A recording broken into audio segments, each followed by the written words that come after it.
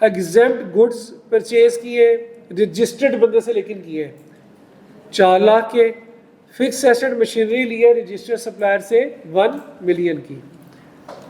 The following additional information is available for the August 2017।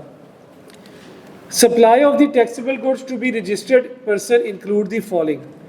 वो जो ऊपर उसने बताया ना कि ऊपर taxable good to registered person 15 million, वो उसकी बात कर रहा है कि उसके अंदर ये चीज़ें ऐड हैं।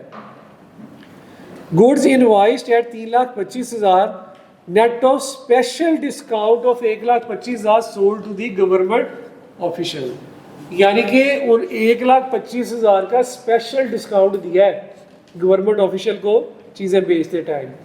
तो इसको क्या ट्रीटमेंट करेंगे? 325 ही रहने देंगे कि इसको चेंज करेंगे? स्पेशल डिस्काउंट क्या अलाउ है? नहीं अलाउ। ये ट्रेड डिस्काउंट है, ये नहीं अलाउ। इसकी 2 कंडीशन पूरी होनी चाहिए थी। वो जब उसने स्पेशल का वर्ड लिख दिया तो मतलब है कि वो कंडीशन पूरी नहीं हो रही। तो हम 325 लेस करके 450 ऐड कर देंगे। ठीक है। On 1 August 2017, CA launched Halloween toothbrush, which is covered under 3rd schedule. The retail price of the toothbrushes is ₹100 each. 100 रुपये का एक है retail price. However, being the first month of launching, it was sold at a discounted price of 75 each. 4,000 toothbrushes were sold in August 2017. तो 100 रुपये उसकी price थी, बेचा उसने 75 का क्योंकि प्रमोशन कर रहे थे। तो इसकी क्या ट्रीटमेंट करेंगे? 4,000 बेचेंगे, 3rd शेड्यूल का आइटम है, तो इसकी प्राइस क्या लेंगे? रिटेल प्राइस लेंगे। तो बेशक उसने डिस्काउंट में भी दिया, हम रिटेल प्राइस ही लेते हैं। तो 4,000 इंटू 75 लेस करके ऐड कर दे 4,000 into 100। Exports include supply of taxable goods of 5 lakh to a retailer in export processing zone. EPZ के अंदर एक रिटेलर को 5 लाख की चीज़ें दी हैं, और ये जो ऊपर सवाल में 15 लाख की एक्सपोर्ट्स है उसमें ये 5 लाख शामिल है। तो क्या ये एक्सपोर्ट्स के 5th शेड्यूल 0 रेटिंग में आएगा कि नहीं?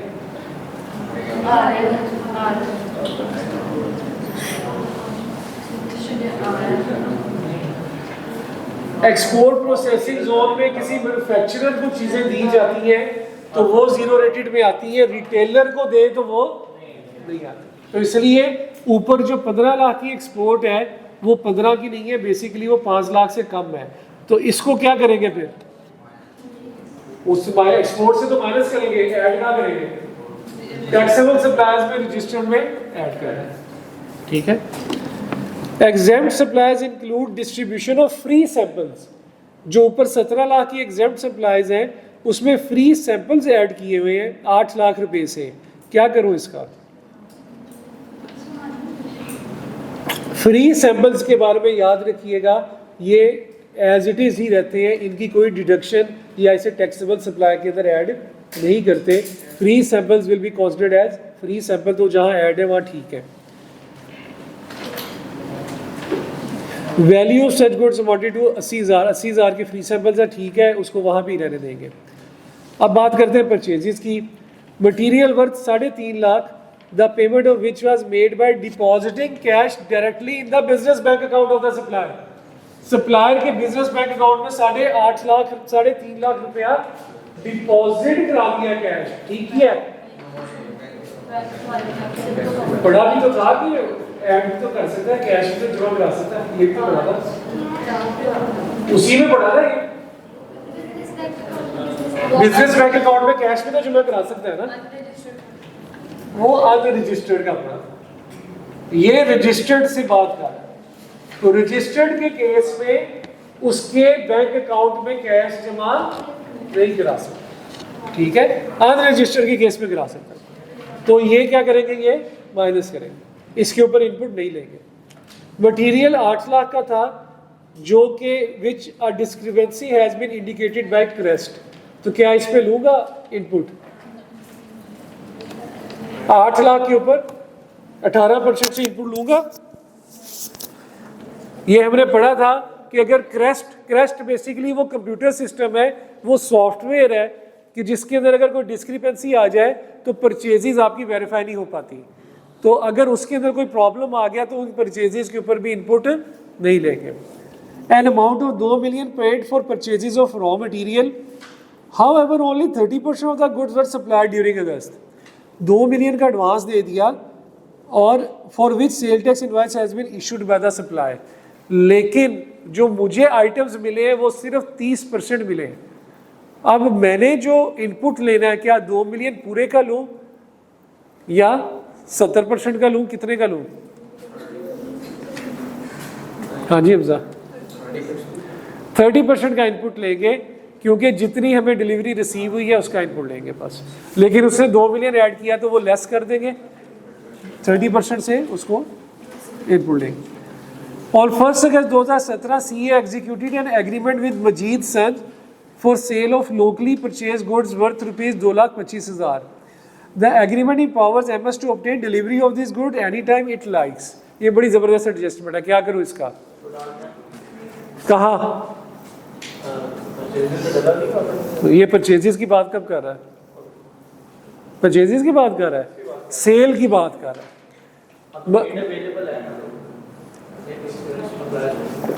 वेरी गुड, ये मेड अवेलेबल है तो ये सप्लाईज में ऐड कर देंगे, ठीक है। उसने कहा कि भाई जब मर्जी मेरे से डिलीवरी ले लो, अब वो नई डिलीवरी ले रहा तो उसका प्रॉब्लम है ना, तो ये मेड अवेलेबल है। टाइम ऑफ सप्लाई का कॉन्सेप्ट लग गया यहाँ पे। Supplies return by the different registered person amounting to 7,56,000।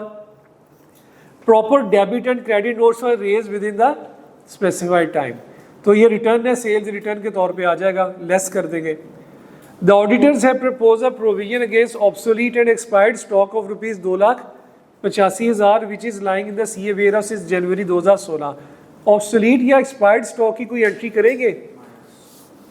कुछ भी नहीं करेंगे हम। obsolete या expired stock के ऊपर कोई भी एडजस्टमेंट नहीं लेंगे, ठीक है। ऑडिटर्स अगर जो बात कह देगा उसके ऊपर हमने वो नहीं लेनी, वैसे भी हम उसकी हमने परचेजेस क्लेम कर लिया, बस ठीक है। Machinery purchase during the month was commissioned into the operation. Machinery जो ली वो 31 अगस्त को कमीशनिंग में आई और पिछले महीने का जो इनपुट था वो 75,000 था, जो इस महीने कैरी फॉरवर्ड होगा। अपनी बुक्स निकालें और 10 मिनट के अंदर अंदर इस सारे को सॉल्व करें। रजिस्टर्स निकालें, सारा सवाल आपको बता दिया है। प्रॉपरली फॉर्मेट बनाएं, इनपुट का मेन पेज बनाएं, वर्किंग्स बनाएं, वर्किंग 1 2 3 और मेन सफ़े के ऊपर इसे सॉल्व करें जल्दी जल्दी। 10 मिनट से ज़्यादा का टाइम नहीं लेना। एक और सवाल भी करना है हमने, मैं देखूं तो सही आप लोग